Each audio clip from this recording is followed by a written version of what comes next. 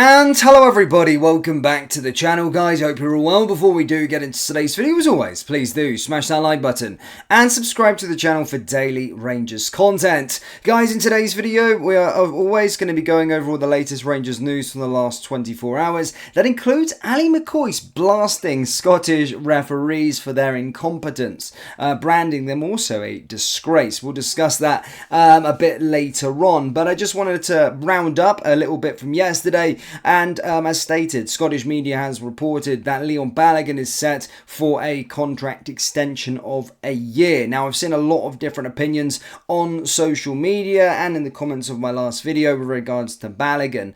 And most people are for it. Again, I do think Balogun has been a fantastic servant for the football club and has never really put a foot wrong when we've been called upon him. He also offers a lot of experience to a lot of young players, because I think there could be a lot of players going out of the door and some younger ones coming in, so to have that experience there is good. But as I just caveat, I don't think the player should be starting going into next season. He should be there for squad depth, experience, mentoring, all these kind of things, and a good quality backup should we need him, should players be injured. But remember, Leon Balogun himself, whilst people are dubbing him the Messiah, he does have a fairly poor injury record himself, so just remember that one when some people are calling for him to start every single game next season. That's not going to happen. Rangers do need players coming in through the door, and as we stated yesterday as well, it does seem as though Jose Cordoba is a deal that's getting closer and closer, despite there being reports that Norwich were in the race for the player. It does seem as though it is going to be coming to Rangers, which is very, very exciting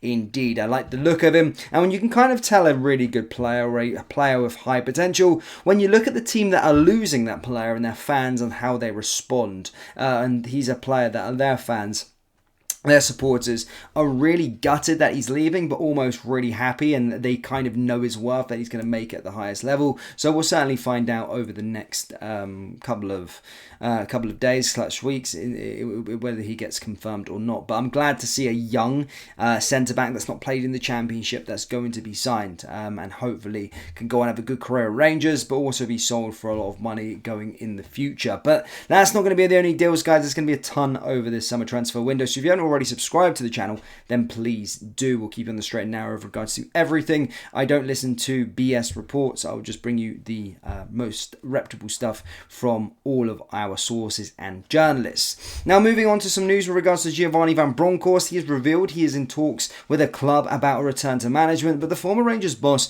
has ruled out a second spell at Feyenoord. The ex-Ibrox boss has been out of work since November 2022, when he was axed by Rangers, and has rejected opportunities to return to management in Turkey since then.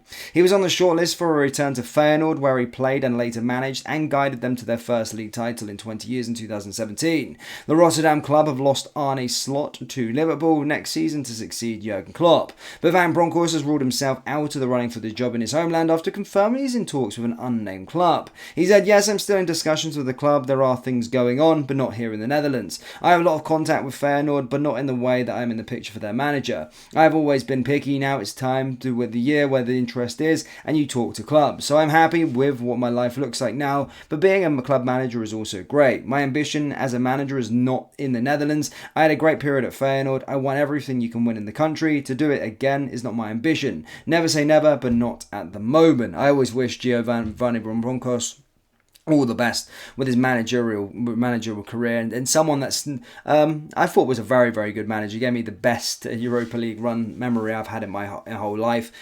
Gave me memories that I can cherish, and I always feel that Rangers did an absolute dirty after that Europa League run, and something that I kind of begrudge our club for, the way that they dealt him and how they had Beale there in the stands. I didn't like that. It really rubbed me the wrong way, but I wish Giovanni van Bronckhorst all the best going forward. And who would have known if he got backed after that Europa League final, depending on where the heck we could have been.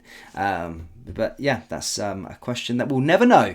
Now, moving on to what Ali McCoist has said with regards to the Scottish referees. Now, of course, at the weekend, we were at the mercy of a lot of bad decisions. And in fact, over the last year in Old Firm games, we've not had any decisions really go our way. I think we've had 5 goals disallowed. We've had penalty shouts not given to us. We've been subject to stupid penalties, giving away penalties, and refereeing decisions. Just, it almost feels like there's something against against us at this moment in time. Some people will just say that they're shit. It's whatever you want, but either way, we're always constantly the victim of these poor decisions, and that was the case at the weekend. Ali McCoist has launched a scathing rant on refereeing in Scotland and has slaughtered Nick Walsh over this scandalous decision in the Scottish Cup final between Celtic and Rangers. The Rangers hero was left furious by the officiating at Hampden as he branded the incompetence of officials as ridiculous. McCoist, on referring to standards, came as the former Rangers striker discussed the defeat to Celtic in the Scottish Cup final. On Tuesday morning, McCoist responded to a text from a Celtic supporting listener who jokingly shared an unlucky message with the pundit. Host Jeff Stelling then prompted McCoist's furious rant as he hinted the Rangers legend was disgruntled over performances from referee Walsh and John Beaton on VAR. McCoist slaughtered the embarrassing display as he criticised the decision to rule out Abdallah Seema's strike for a push on Joe Hart. The goal was initially given by Walsh, but he overturned his call after being called off the pitch ride review for a shove on Hart by Nico Raskin.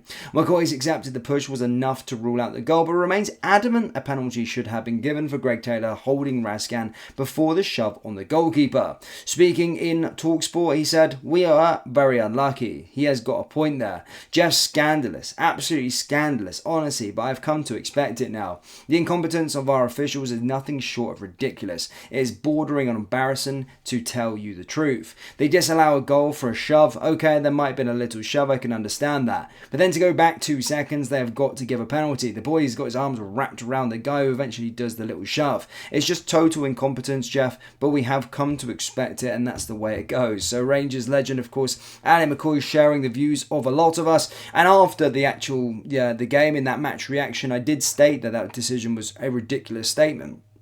Some fans of the Rangers divide were like, Dan, take your medicine. It was what it was. But I'm just stating, I'm not saying that the goal should have been disallowed, but my goodness me, should have gave a penalty. There was so much crap going on in that box. And as stated, incompetence from the referees, and it's never going to end. It's never going to end until we get capable referees in through the door. But we're always the victim of these disallowed goals. We're always the victim of these decisions going against us. And to be fair, if you tallied them up, we could probably have a bit of silverware in our trophy cabinet just over the last year, just due to these decisions alone. So I'm still pissed off with it. Obviously, we've moved on, season's ending, but yeah, just thought I'd share you Ali McCoist's thoughts on the whole situation as well. But yeah, super frustrated with everything still. Decisions, and it's all great and that sort of thing. You can see like these referee watches and ex-referees coming out and discussing the matter and saying there was a mistake made, but we can't go back to that. We can't ever go back to that. We're always having to sit there and take our quote-unquote medicine every single time, and it's fucking infuriating, but it is what it is, guys. Rangers fans, do let me know your thoughts on the whole incident. I'm going to leave it there after this video, but do let me know your thoughts on the whole incident down there in the comment section below. Remember to hit the like and subscribe button for daily Rangers content, and do check out our clothing store, rfcclothing.com. Link is down there in the description, or you can go to rfcclothing.com. Thank you guys, and I'll see you next time. Take care. Peace.